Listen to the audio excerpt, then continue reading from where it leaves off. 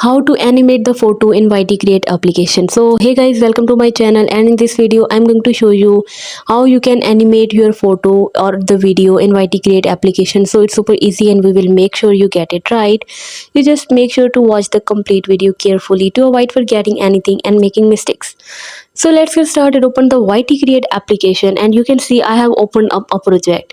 So if I wanted the animated photo, I can simply tap right here on the photo, and you can see scroll down the list and you can see the animation option. Just tap right here on animation, and after that you can see the different options. So you can select one of the animation. If I tap on the slide up, you can see the overlay effect. If I select another one, so you can see the changes.